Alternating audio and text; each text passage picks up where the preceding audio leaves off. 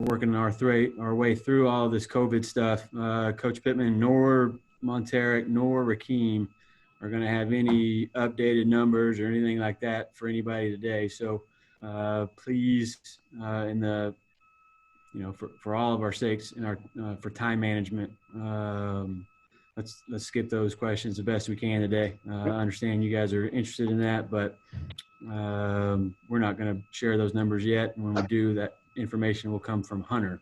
So we've got a limited amount of time with these guys today before they get into a team meeting here in a little bit. So much like we have the last couple of times we've done this, 2 questions, and we'll hand the baton off to somebody else, and we'll do the best we can to get back around to everybody and make sure we've got everybody covered. But if you guys could do 2 questions, yes, 2-parters are 2 questions. So if you guys could do that, we'll get through this and get you guys some content. So with that said, we'll get rolling here. I'm going to mute everybody and we'll get going here. Trey, do you want to lead us off?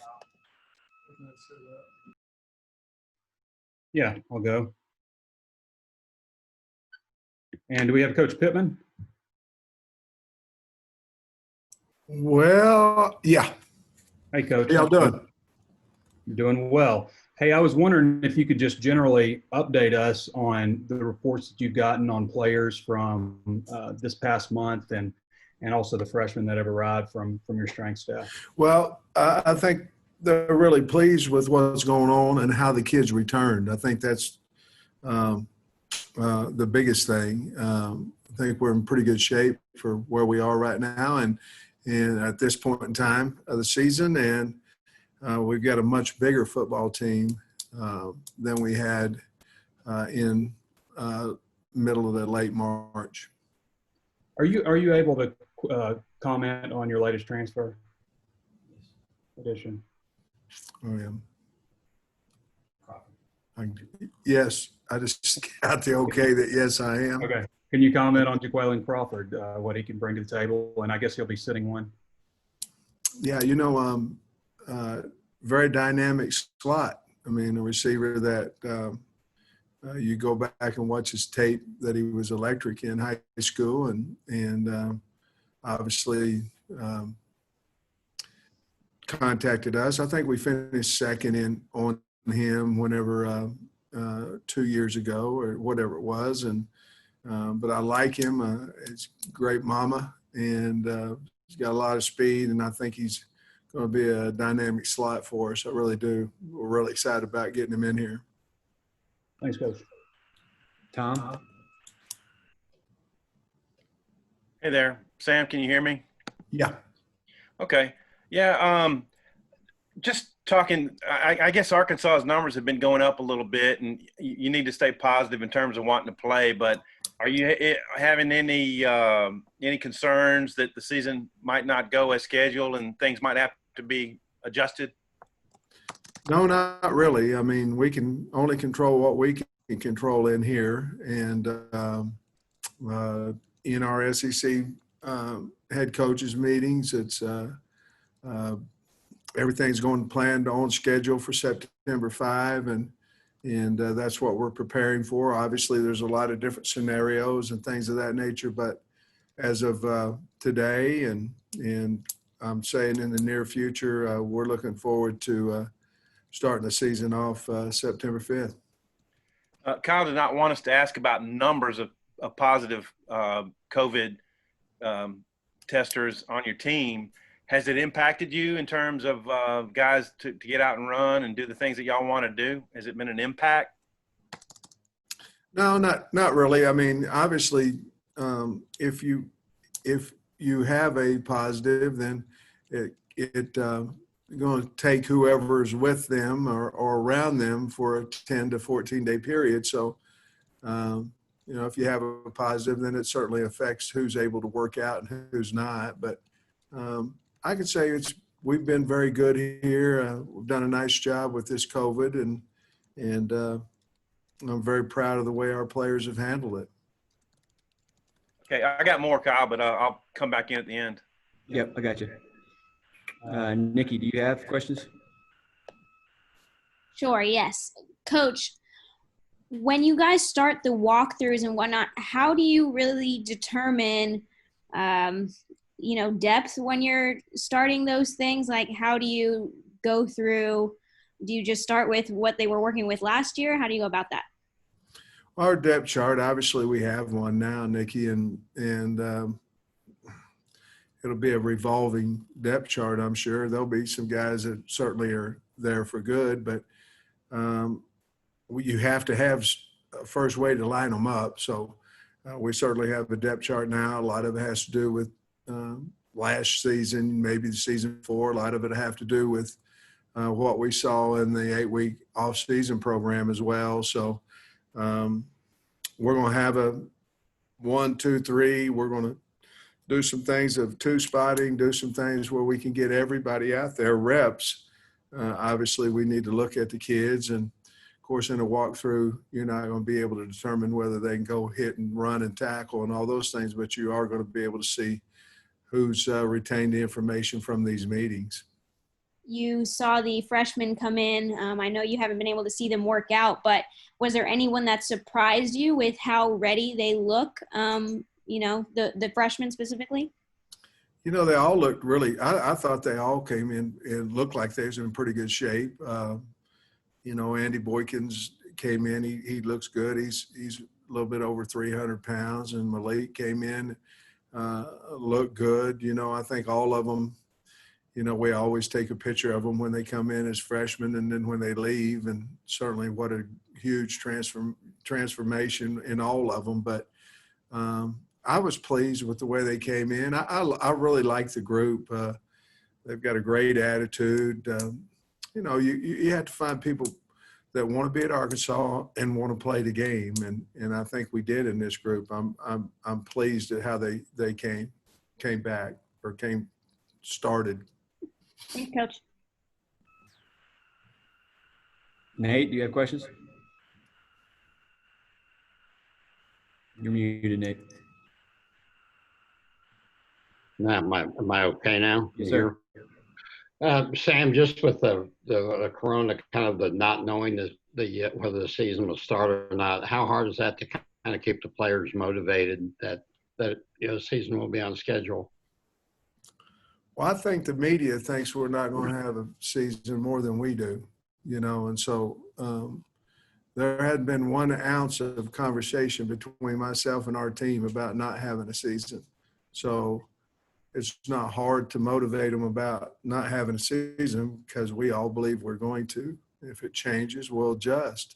But we're preparing for September 5, and that's what we believe is going to happen. If it doesn't, we'll just have to figure out what our next step is. But it hadn't been hard because we don't talk about it.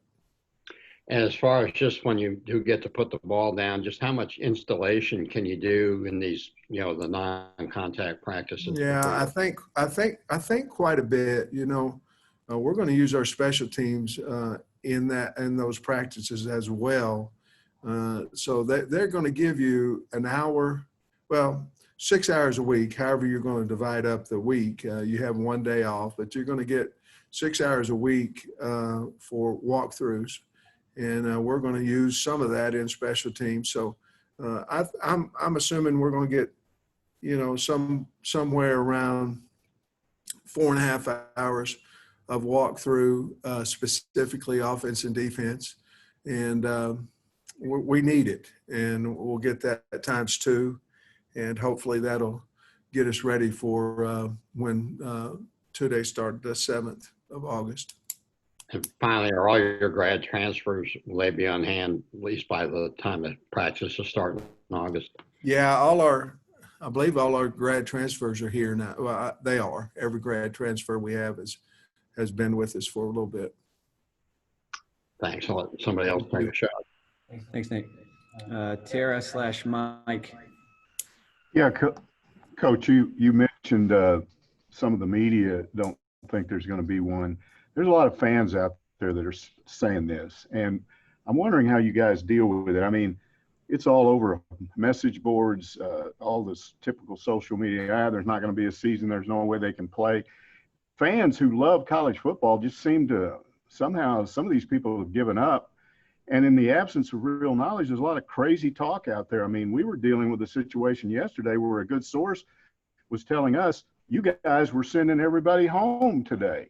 And obviously that's nonsense. But how do you kind of deal with this whole backdrop with all that going on? Well, you know, I learned a long time ago, media is very important, but it's also, it can make your team and it can break your team if you pay a lot of attention to it. And so we're going off of facts of what we know. I'm in a head coaches meeting every Thursday morning at 7:30, and I'm going off of facts from the SEC commissioner. And so all speculation, I mean, we could speculate for a month, and some of us be right, a lot of us be wrong. I'm just going off the facts of what the SEC commissioner is telling us, and we're going as planned to have a season September 5th. And I don't know, honestly, I don't know how you can possibly prepare a team if you look at it any other way than that. I didn't know if you wanted to ask about the 2 days thing. I thought that was a good question. We were talking about if there were a possibility right now of you guys starting up 2 days at all. Tara, I'm so old that I just say 2 days, and I mean fall camp, but every time it comes out of my mouth, it comes as 2 days. I've not heard one thing about 2 days or anything of that nature. When I say that, that's a mistake by me. I mean just fall camp. That's my fault. You're good. Thank you. Bob? I think you're muted, Bob. Okay, how about there? There you go. Well, I'm a technical wizard. Hey, Sam, I know you haven't gotten to see Rakeem in practice yet, running in like a real practice, but I'm sure you watched a lot of film on him. You got to be around now for a while. Kind of what's your take on how he's getting ready for this year, how determined he is? Because he's had great individual stats, but the team hadn't won. I know that's a big thing, for him. You'll have to ask him that same question because he'll know the answer better than I do. But I do know this, that we're really happy he came back.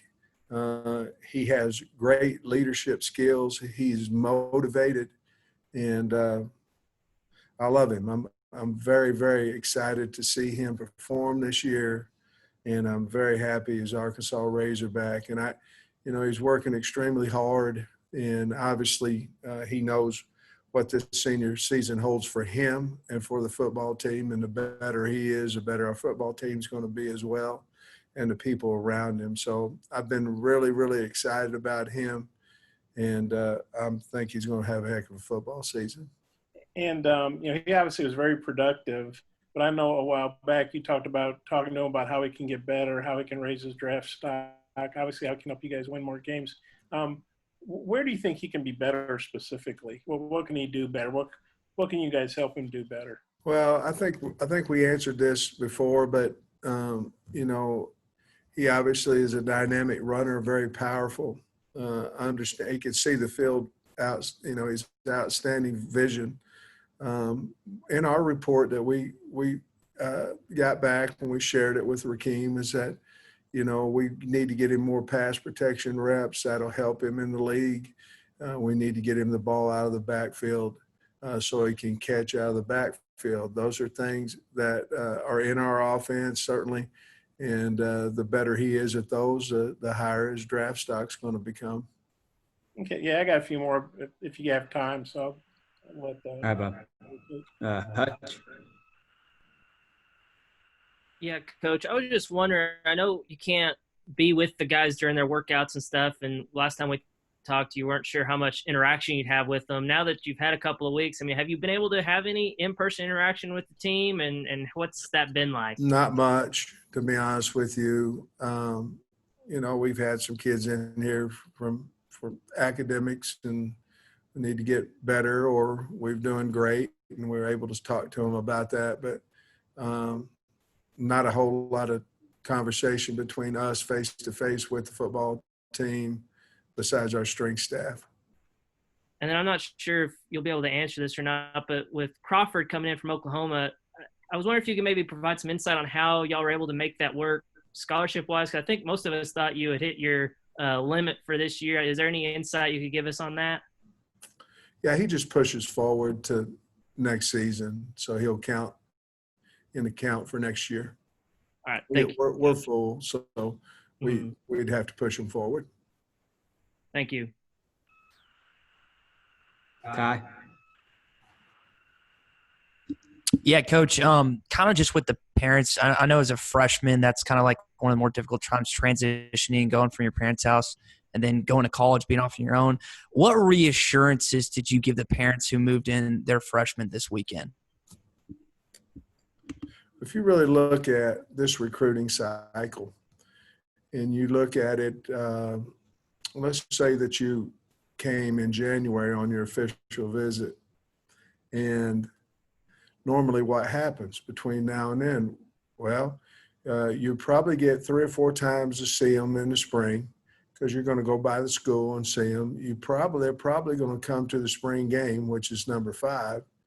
And so you're probably, or they may come down in between those times, but you're probably missed out on 4 or 5 opportunities to see the young man and his family. So we were much more concerned this year than any year at all in getting our freshmen here because it's a relationship business, and it's hard to build relationships over the phone or over Zoom.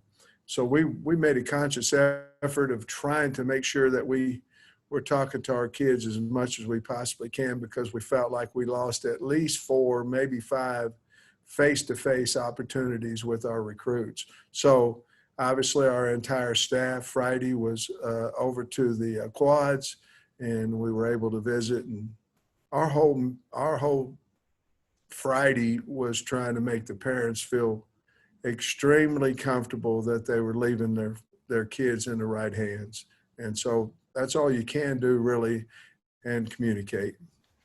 We know how much of an impact Danielle has with the basketball program. Just with your wife, Jamie, Coach, how much of an impact does she have on the Arkansas football program? I don't really know. You'd have to ask her. I mean, she's a great supporter of myself and the football team. I'm not for sure that she's unbelievably active right now because, to be honest with you, really can't be socially. But she's my right-hand woman, and I'm excited that she's willing to help me recruit because it is a family, and she's a big part of our football program. Thanks, Coach. Trey Schapp, you got anything? Yeah, Coach. Obviously, leading up to September 5th, you've got a plan of attack. If all of a sudden you get word that, okay, we're not going to start September 5th, do you have multiple plans that you would work through, and how would that work? I think that's the biggest concern is the what ifs. What if this happens? What if you get, pushed back 2 weeks? What if all those type things? And that's always a constant communication between myself, Coach Walker, and our 3 coordinators. We're talking about that all the time. We just had a meeting yesterday about our plan, and then, okay, let's say that they give us another week. Are we comfortable with exactly what we're doing now, or do we need to change it up for the kids? We're not in the time-consuming business. We're in the winning business. And so we're not trying to have our kids here because the NCAA says you can have them here. If we're going to have them here and have them in meetings, we need to be diversified enough in our meetings that we're keeping their attention that we can go win football games. That's it. Thanks, Coach. Thank you.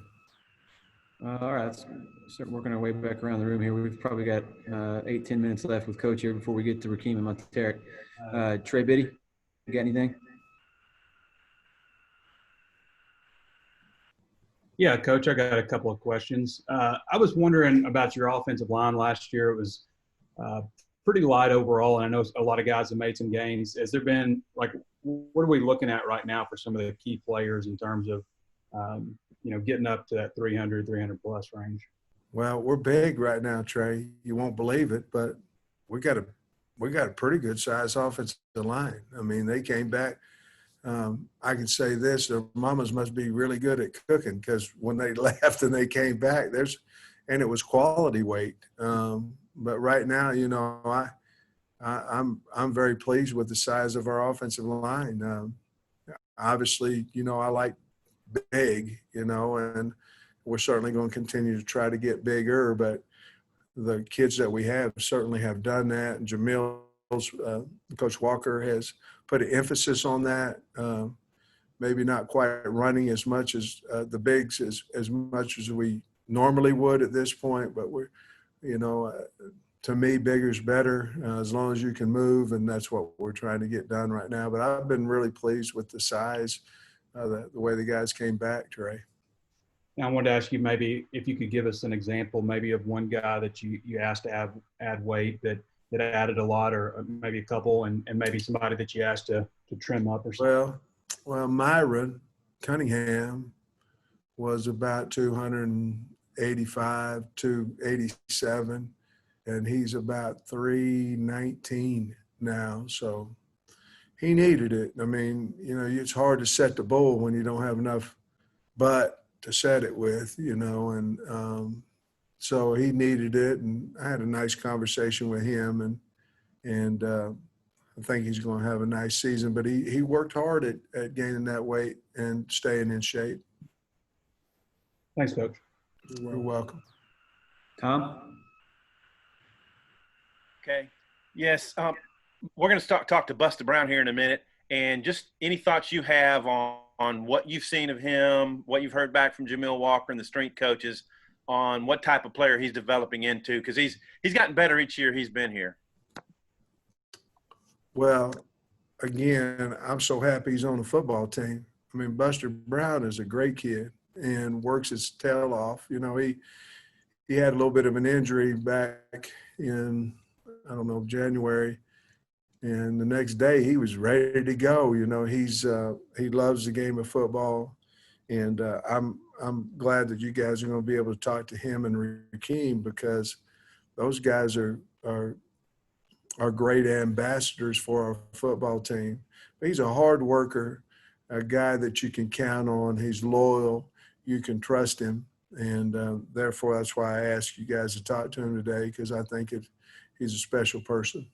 Okay, and then just in reports you've gotten back, every team kind of takes on its own identity, but guys who have maybe risen above the position they held before in terms of leadership, in terms of being at the front of the line, rallying the guys, just what you've heard. That's a great question, and I hate not to answer it because it's such a good question, but I don't know the answer. I mean, we truly are in our own little world over here. We're in a little bit different bubble over here than what they are in the strength program, and it's voluntary, so you're supposed to voluntarily not ask questions about it. So we've been trying to stay true to the rules. So I wish we could answer that question, but we can't. Thanks, Tom. Mike? I think some of the fans were frustrated with that news that came out, like with LSU were supposedly like 18 or 20 players, and they traced it back to some nightclubs out off the campus. And the latest CDC guidelines basically indicate that this thing is spreading among young people, largely indoors, close contact. That's one thing for the average, college student, but obviously your players need to avoid that. But how realistic is it for you to talk to your players and convince them not to do that, knowing that they're the age in which that's what guys do? How hard is that, and how realistic is it to expect them to, in the final analysis, when you're not around, listen to you? Well, if they want to have a football season, it's realistic to ask them to stay away from people. I mean, but I mean, they're young. I mean, they like to, just like we do. We like to be around people and things of that nature. It's not only going out, it's in your dormitory. I mean, when you're around your roommates, you know, it's all those things about wearing a mask. Tell you what's happened. We have gotten better and better at social distancing as we continue to go through these weeks. I mean, we've gotten a lot better. You can see it outside the building. You can see it coming in the building. The education has worked, but to sit here and say 4th of July, I mean, come on. You're either going to say, we trust you to be as social distancing as you can, or you're going to say, you can't go anywhere, including any place out of your apartment. I mean, you can't do that. And so we choose to believe that, you know, what's the difference in the 4th and last weekend? You know, I mean, the kids are off. And so we choose to trust and believe in our team and that they're grown men, because otherwise A, I think that's the way you should do, and B, it'd wear you out. It'd wear you totally out if you were worried whether they had their mask on at a restaurant or not. I mean, it'd wear you out. One more. We have a person here. We're 2 television stations, NBC and Fox, and we've got somebody that deals with the networks and programming, things like that. And he told me last night that he had talked to someone at each of the networks that said, in asking about college startup, he said the indication that the networks had was that the various athletic conferences were sort of waiting to see how things work with baseball, Major League Baseball, and the NBA to kind of get an idea of what's going to happen with them, you know, come September. I mean, have you heard anything like that that's going to help if it works? Well, I say this, you know, any professional sport or even a college sport that would start up before us, whether obviously it's NBA and Major League Baseball, we're going to be able to get some information on what they did right and what they did wrong. And the better, obviously, that it goes, certainly the better opportunity we'll have to get out there on time. So there will be information from Major League Baseball and NBA, how they're doing things and how we can do it if it's good, just like them, and better if they're having some problems. Thanks, Mike. All right, Bob, wrap us up with a couple here.